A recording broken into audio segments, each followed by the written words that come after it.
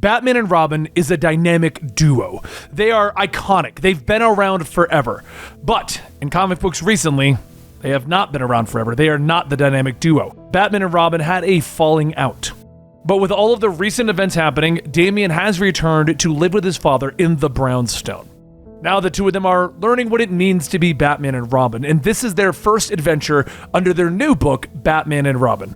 So today is Volume 1, Father and Son. This is Comicstorian. I take comic books, break them down into digestible bites so that you know what's going on and what you should be adding to your collection. We create dramatic audios here. And if you like these types of videos, consider supporting us over at Patreon. Now let's get into Batman and Robin 2023, issues 1 through 6. Lightning flashes over the Gotham Zoo, and inside a mysterious figure is dissecting bats and birds, beginning the work of their nefarious plan. Meanwhile, far over the streets of Gotham City, a blimp is flying through the storm-filled skies. But this isn't a leisure cruise, as the White Rabbit and her goons have stolen the blimp and kidnapped its passengers. We're so far over the streets of Gotham, no one is coming to save you! She laughs, and as if on cue, the windows shatter inward and Batman and Robin leap into the fight. Earn those paychecks, Black Rabbits! White Rabbit shouts, and the two heroes immediately leap into the fight. Bragging rights to whoever takes out the most White Rabbit goons, Robin asks as he kicks a goon in the face. Batman dodges under an attack, punching another. This is a serious situation, Robin. Focus on the safety of the hostages, then we keep score. Batman growls. In moments, the goons are dealt with, and White Rabbit tries to leap out of the blimp safely. But Batman grabs her parachute from behind, pulling her back inside, promising that she won't be late for her date with Blackgate prison. Hostages saved, and I regained control of the Zeppelin, Robin reports, and the two heroes look at each other and then fist bump on a job well done. In record time. Good work, Robin. Park at the GCPD and then let's head home, Batman says. As the morning sun begins to peek over the rooftops of Gotham City, Bruce and Damian Wayne return to the brownstone that they now call their home. Bruce opens the door, motioning Damian inside, explaining that while the upper floors are mostly for show, they do have everything that the two require to live. The lower floors have everything that they need to work as Batman and Robin. As Bruce shows Damian his room, he stops at the doorway. I want you to know how happy I am that you chose to live with. But Damian stops him. Father, if we wish to get the adequate amount of rest for the maximum amount of crime fighting, it would be best if we go to bed now. Good night, Damian says before shutting the door in Bruce's face. He sighs, heading to his room. Later, as the sun begins to go down, Bruce finally gets up to find Damian making him breakfast in the kitchen.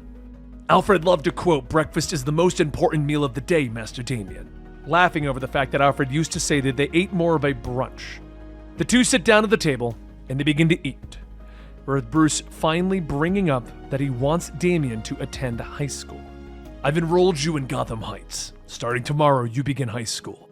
He explains that after hearing Damian's tales of meeting heroes his own age on Lazarus Island, he wishes for him to continue that. I want you to have the teenage years that I didn't get to have. But Damian argues that he is much smarter than any teacher he will encounter, and that they have too many open cases in Gotham. He brings up a virtual map, pointing out several high-tech crimes. While you slept in, I found a pattern. Hijacking the Zeppelin last night was not White Rabbit's main objective. I believe that she was targeting Dr. Cariffa. All the stolen technology is related to his DNA sequencing work, Damian explains, and Bruce nods his approval. Excellent detective work, son. But our conversation about you going to school is not over. They agree to talk about it more later, as they lay out the night's work. We'll take the Batmobile to check on Dr. Cariffa, then pay White Rabbit a visit in Blackgate. And no, you can't drive the Batmobile. But Damian smiles, revealing to Bruce that in his time away from Gotham, he acquired his own car. With the pair strapped into Robin's buggy, they begin to roar down the streets of Gotham, and they screech around a corner, coming to Dr. Cariffa's home. But that's when they find that the doctor has already had a house call. Orca and Killer Croc step out of the doctor's house, with Croc having hoisted the doctor onto his shoulder. Robin brings the buggy to a screeching stop in front of them. Get the big brain to the new boss, Orca! I'll handle the bats! Croc shouts as he tosses the doctor away. Croc raises an eyebrow at Robin. You brought me a midnight snack, Batman. At least make it one of the bigger birdies. I can barely pick my teeth with this pipsqueak, Croc jokes, as the dynamic duo rushes forward, with Croc calling in his backup and the terrible trio and Man-Bat join the fight. Man-Bat grabs a hold of the Doctor, beginning to fight, with Batman quickly giving chase as Robin leaps into the fight with the terrible trio. This isn't your MO, Fox, working as goons for someone else? Why are you pretending to be something you're not? Robin asks as he kicks out at Fox, knocking his mask off, but it reveals that the terrible trio have altered themselves into the very animals that they once acted as. Unknown to both Batman and Robin, though, someone is watching from the shadows, and a hooded figure aims a high-powered rifle at Batman, firing. As Batman swings after Man-Bat, a gas pellet flies through the air, striking him in the chest. Without thinking, Batman inhales the gas, staggering through the air, managing to land on a nearby building. Robin, son! He gasps into the radio, and Robin turns from his fight at his father's words, allowing the terrible trio to escape. He quickly leaps onto the rooftops, finding a dizzy Batman. Small gas pellet hit me. Not poison. Something else. They both look around, and then they are shocked as a cloud of bats begin to fly around them. It seems like they're drawn here, Robin shouts, and the bats suddenly turn, flying straight at Batman, attacking him. Father, they're attacking you! Robin shouts.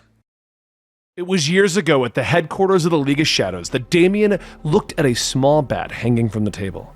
It's cute, he notes to Mistress Harsh, his teacher. But she shakes her head, pointing out that the creature isn't cute, and that it can't let his emotions rule him. She moves quickly, cutting through the creature's neck with her small blade, and Damian looks at her in shock as Mistress Harsh explains that he was distracted by the creature's cuteness, and this allowed her to move quickly to kill it. She explains that nothing is harmless and that he is too caught up in his feelings, something he's going to have to work on.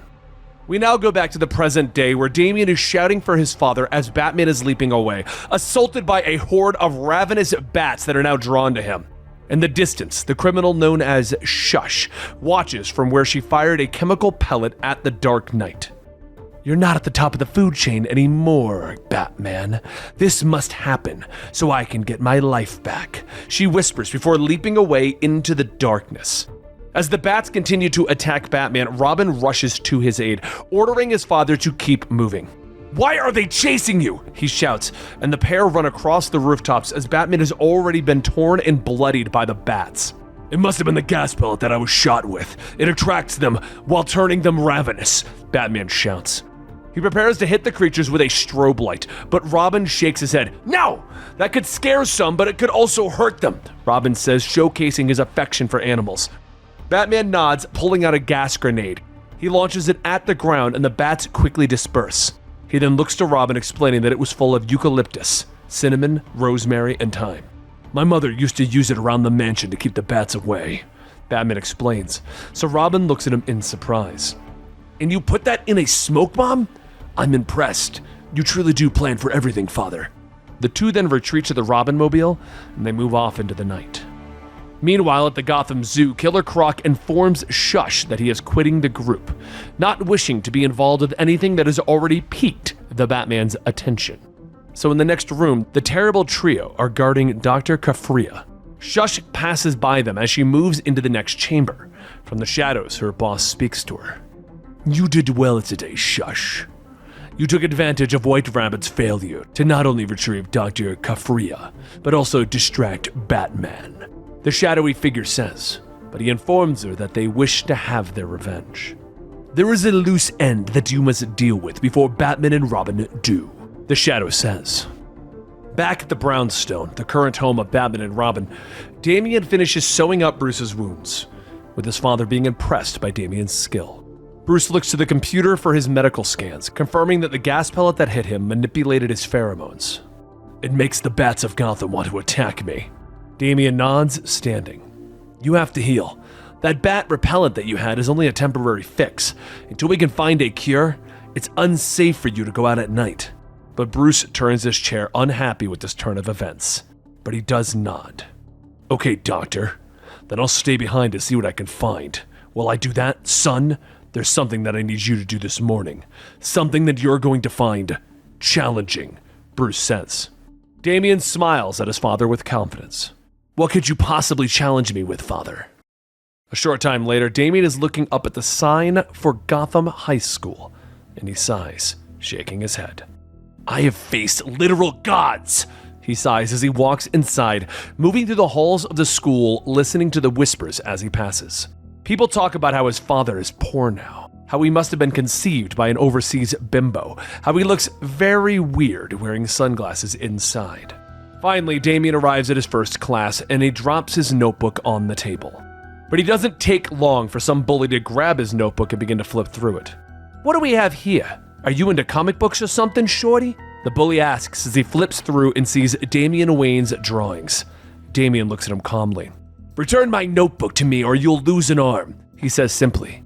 The bully and his friends laugh, but Damian adjusts his sunglasses, leaping into action. He knocks the bully out with a kick and then he whirls around, taking out the rest of the underage thugs with punches and elbows until he backflips and lands on his desk.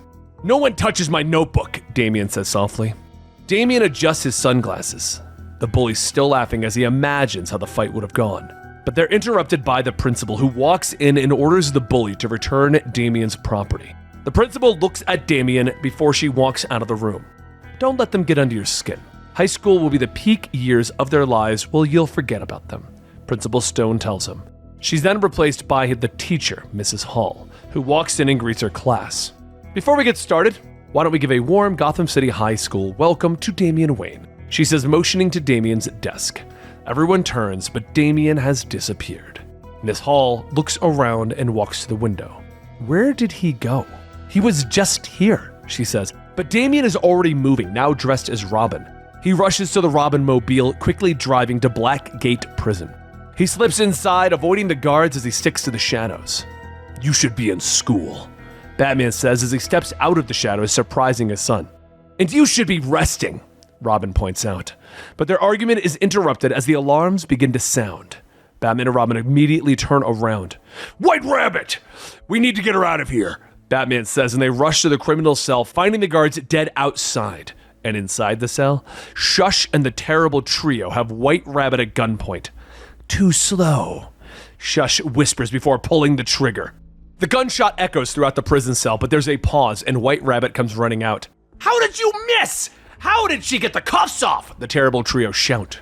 See ya, wouldn't want to be ya, White Rabbit shouts over her shoulder as she rushes through Blackgate. Damian turns, watching the criminal dash away. Father, she's fast, Damian notes, and the trio rush after White Rabbit as Damian quickly follows. Robin, wait! Batman shouts, but his son is already gone. Batman whirls back to Shush, who has raised her gun and opened fire. The rounds bounce off of Batman's cape as he rushes forward, knocking the weapon away and pulling Shush close. Who are you? Where's Tommy? Batman growls, but the woman just glares at him. Call me Shush. I'm surprised you're up and about after your little friends attacked you. She whispers and Batman narrows his eyes, realizing that she is the one who fired the gas pellet. You're the one who turned the bats against me, he says as she nods her head. And I have the cure. Maybe we can make a deal. Let me kill White Rabbit and the cure is yours. Batman shakes his head, backing out of the cell, closing the door behind him. Good thing you're already in this cell in Blackgate. It can be your new home. After I interrogate White Rabbit about what you're really up to, I'm going to deal with you. He then begins to walk away, but Shush comes to the bars and smiles. How about I offer you a different game? I planned for you and your darling boy's arrival, she says, explaining that she planted a bomb in the prison that is set to go off in about 5 minutes. If you're quiet, you can hear the ticking. Batman narrows his eyes at her before whirling around and heading off into the prison. Meanwhile, the trio are still hunting White Rabbit, but Robin is suddenly there, leaping down, lashing out at the criminals. You surprised me last time we met. It'll never happen again, he snaps, and White Rabbit suddenly leaps out, helping the boy wonder, taking out the shark with a fast kick. With the trio down, she turns to the young hero. Look at us, fighting side by side, a new dynamic duo? Before Robin can even respond, though, Shush appears, opening fire and spraying the room with bullets. You're late for your date with our boss, Rabbit, she whispers as she rushes past, grabbing a hold of White Rabbit, keeping Robin pinned down as she continues to fire on him. Robin hits his comms, trying to get in touch with Batman and call for backup. Hold on, son. Meet me outside in a few seconds, Batman says softly as he continues to work on the bomb before it explodes. He finally reaches down, cutting the last wire. And outside, Shush throws White Rabbit into her car, ordering the trio to head back to their base. Shortly after, Batman and Robin are chasing after the criminals. I'll follow Shush and White Rabbit. You're going back to school. Batman shouts at Robin over the comms, but Damian refuses, turning the wheel sharply and beginning to follow the terrible trio, promising Batman that he'll find their secret hideout. As I believe it's going to lead us to Dr. Gafira and a cure for you, Robin says sharply. Batman grips the wheel, finally nodding. Be careful. He hits the gas on the Batmobile, speeding after Shush's car. Pulling up alongside, he then pops the canopy on the Batmobile, leaning out, holding out his hand and shouting for White Rabbit to jump. Are you crazy? The woman shouts, and Shush reaches for her gun, waving it at White Rabbit. Stay down. But White Rabbit shakes her head, leaping into the air, flipping over the Batmobile. Sorry, I can't hear you, she shouts, and she reaches out her hand with Batman grabbing it, pulling her down into the car. Shush then turns her head, and when she looks back, she realizes that she's going to crash. Hitting the brakes, she skids through the streets. The car slams into parked cars and then bursts into flames. Bringing the Batmobile to a stop, Batman gets out and looks at the flames. He moves forward, quickly looking at the scene before returning to the Batmobile and White Rabbit. She's gone. Not surprising. He says, looking to White Rabbit. If I'm going to find her, I need to find Hush. I need to see how they're connected and why they're working together. But White Rabbit shakes her head. I don't know what their master scheme is, but she's not working for Hush. Meanwhile, Robin is following the trio back to the Gotham Zoo, where he slips through the shadows until he finds Dr. Gafira, who is then whispering for help. Robin moves forward, finding that the doctor has been poisoned. He reaches down for her restraints, but looks up as a bat-shaped shadow falls over him. Father? He whispers as he turns with surprise. Man-Bat falls from above, and Robin leaps to punch at the villain. I trained against ninja Man-Bats. I can handle, he begins to say, but the Man-Bat catches his punch, knocking it aside, and a clawed hand wraps around Robin's throat, lifting him into the air. You really shouldn't underestimate me, my dear child, Man-Bat says as he pulls Robin in close. Years ago, Damian prepares himself as the League of Assassins and Ninjas surround him. The fight begins and he moves, lashing out with both feet and fists, and in mere moments, the ninjas lay on the ground around him. Breathing heavily, Damian stands. Terrible, Mistress Harsh says as she surveys his work. Damian looks at her in shock. I defeated the attackers, are you blind? He demands of his teacher. But she shakes her head, pointing out that he is too slow, that he is meant to surpass the great Ra's al Ghul. Damian glares at her. Who are you to judge me? You cannot speak to me in this way. You are nothing more than a servant in my house. He snaps at her, and Harsh lashes out, slapping him across the face sharply. She reaches for him again, but a voice stops her. Did you just strike my son? Talia al Ghul asks from the entryway of the chamber, where she is flanked by Ubu and a team of ninjas. I do not believe that was a part of the training that we discussed, she says, and realizing her mistake, Harsh bows before Lady Talia. She tries to explain that she was merely pushing Damian to be the best that he could be, and she sees a softness in him and empathy. The moment he has shown true tenderness, his hard shell will crack. She warns, but Talia shakes her head, motioning to her guards. I have heard enough. I believe we know who failed today, she says, turning to Damian and asking his opinion on Mistress Harsh. I feel I have outgrown her, mother, he says with a smirk. And with that, Harsh is seized by the ninjas and dragged away. No, Damian, we're not done! You'll see, you need me, she bellows. Now, Damian hangs upside down, wrapped in chains in the abandoned Gotham Zoo. Man-Bat standing nearby, smiling at him. Gotham is trapped in a cage. In a moment of time, every night the same, for decades. Gotham needs someone to finally break its dark cycle. It needs me, Dr. Langstrom, the true identity of Man-Bat says. Damian is surprised, believing that Man-Bat had died, but the former scientist explains that all of the chemicals that he ingested over the years, he merely slipped into a transformative state. You poisoned Batman. Why? You're turning bats against him? Damian demands, and Man-Bat paces the room, explaining that the bats have lived in Gotham for centuries, and Batman took their symbol as his own, corrupting it. It's why nothing ever changes in Gotham. I have chosen to finally take my role as the city's savior, but I needed to get the Pretender out of the way first, Langstrom says. The woman now known as Shush steps forward, whispering that Batman and White Rabbit are nearby, but Langstrom merely nods. I could hear him. Show yourself, my brother, in the dark. Langstrom shouts to the shadows of the zoo. The skylight above them shatters inward as Batman and White Rabbit leap down into the chamber. Batman lands lightly, his form bathed in the shadows. Put Robin down, Langstrom. No! Batman growls, and Man-Bat shakes his head. Don't call me that name. That weak-willed simpleton is gone. I am only the Bat. Man-Bat growls back at him, walking over to a computer, informing Batman that his time in Gotham has come to an end. Gotham only needs one Bat to save it. Perhaps we should let my brothers and sisters decide.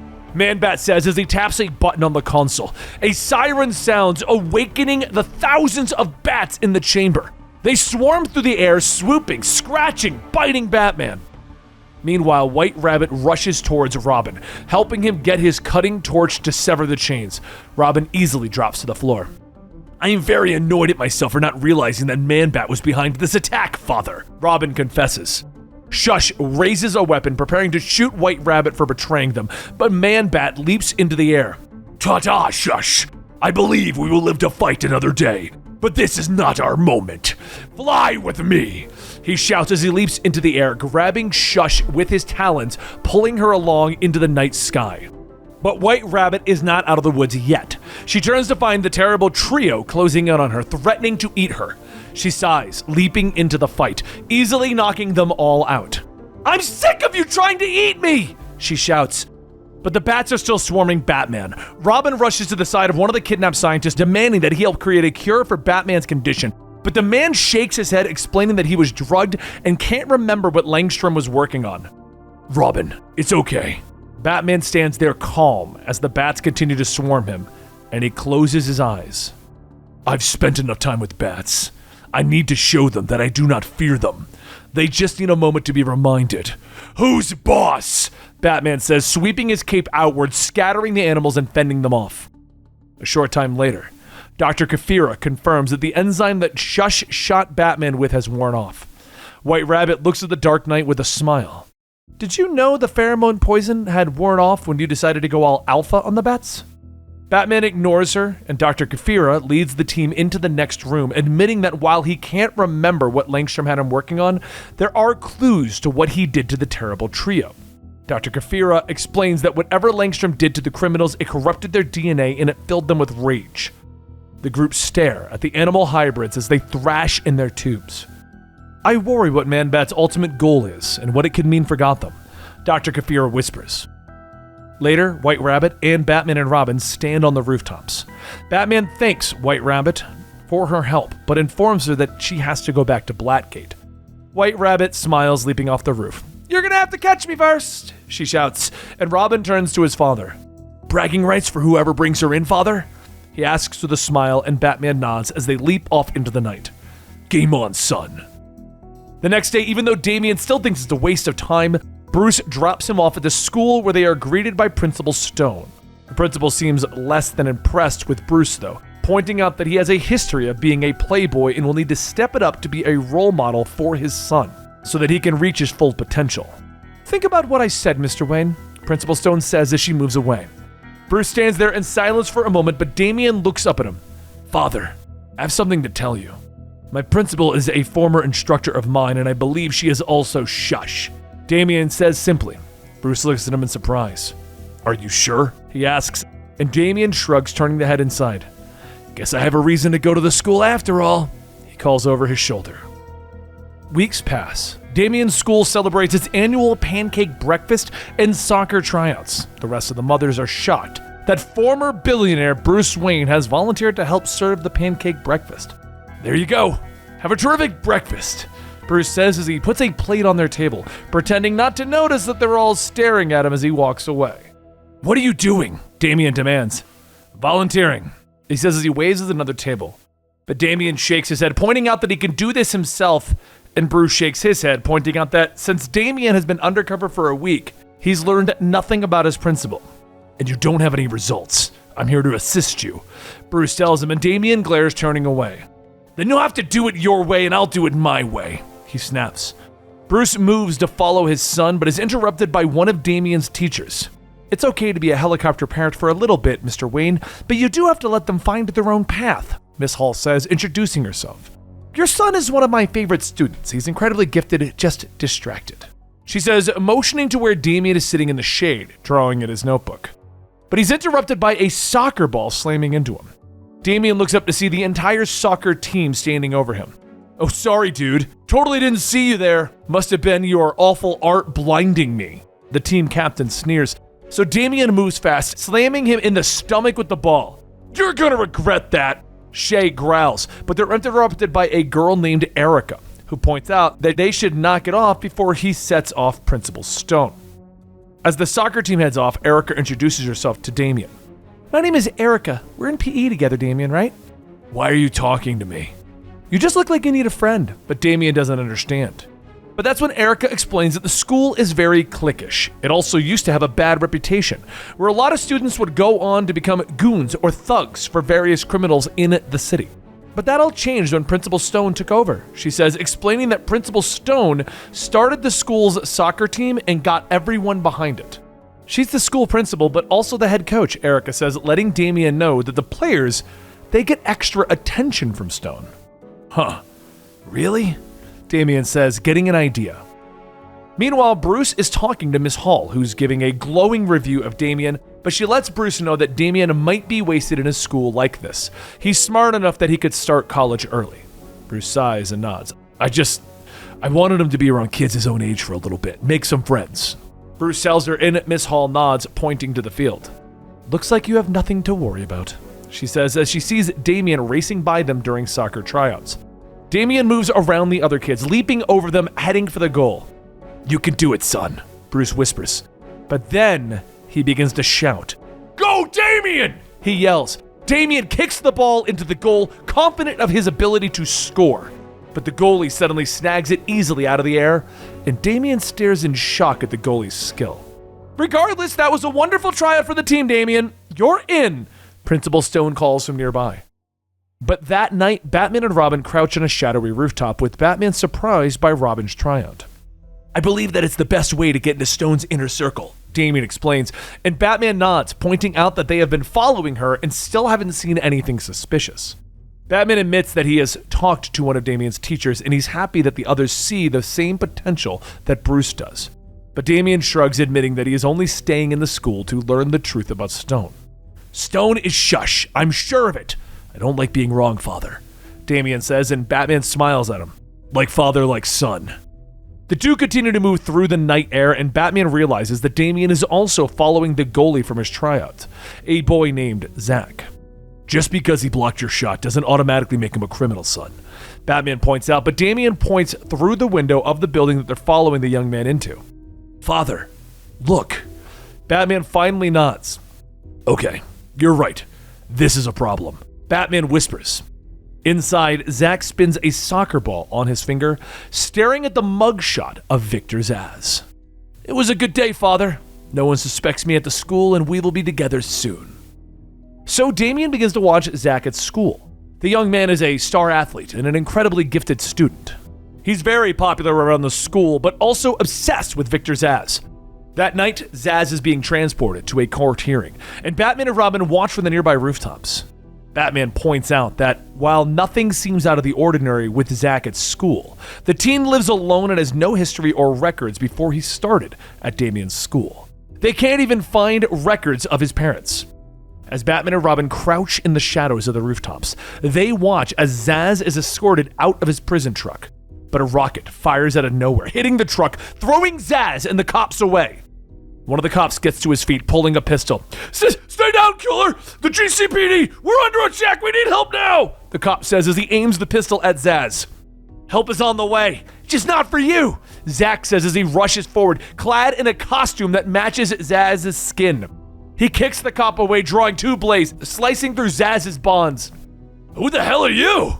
Zsasz says, his mouth still pulled into a smile. Zsasz kneels before the killer and offers him his knife. I saved you. Consider it a tribute, Zsasz says, and Zsasz takes the blade in his hand, his eyes staring at it lovingly. But Batman and Robin swoop onto the street, ordering the criminals to drop their weapons. Zsasz and Zach whirl on them.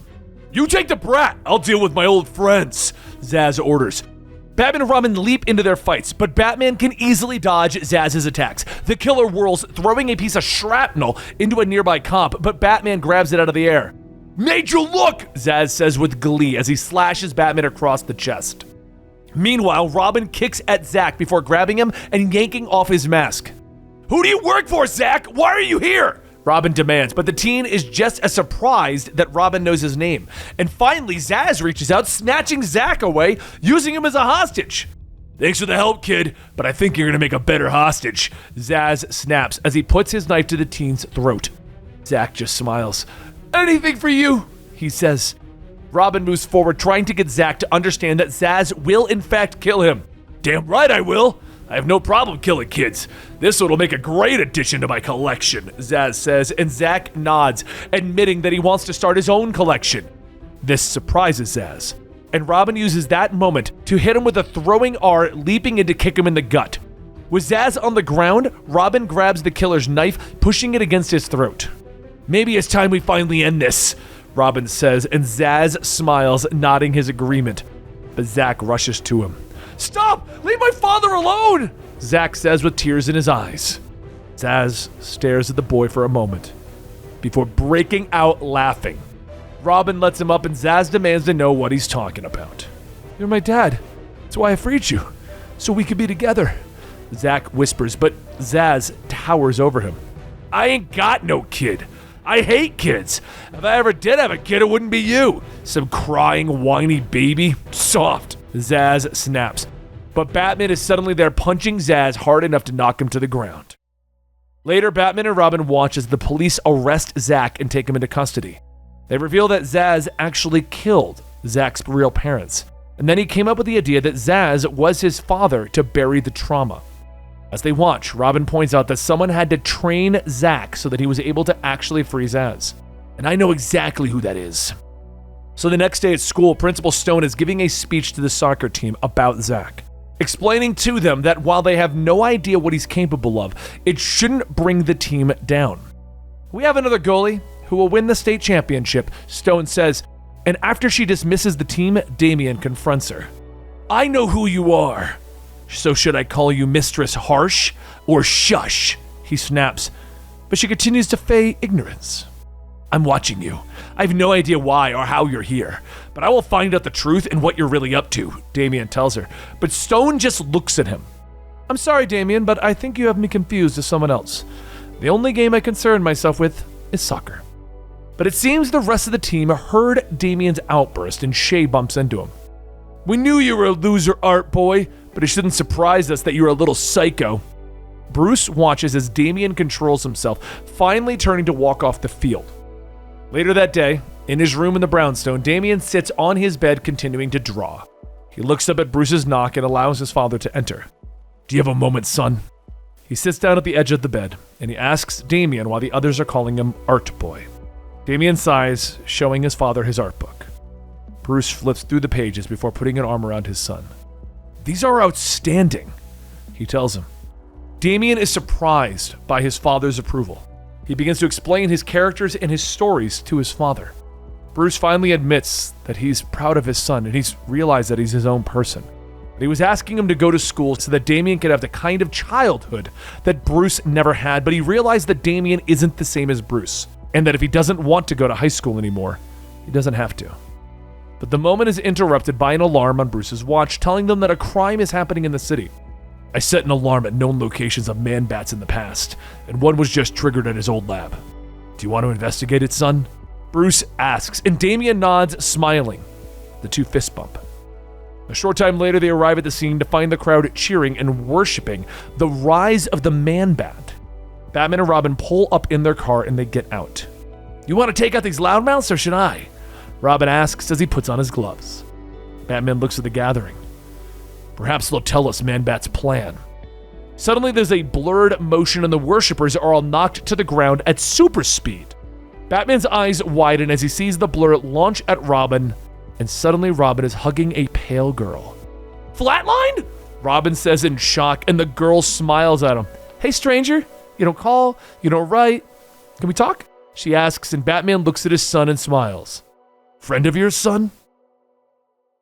And there you have it, the conclusion to this start of the Batman and Robin storyline. Now, I hope you guys enjoyed today's video and you're considering sticking around because we do a lot of Batman here. If you do like what you saw, like and subscribe and hit that notification bell, and we'll be bringing you more real soon.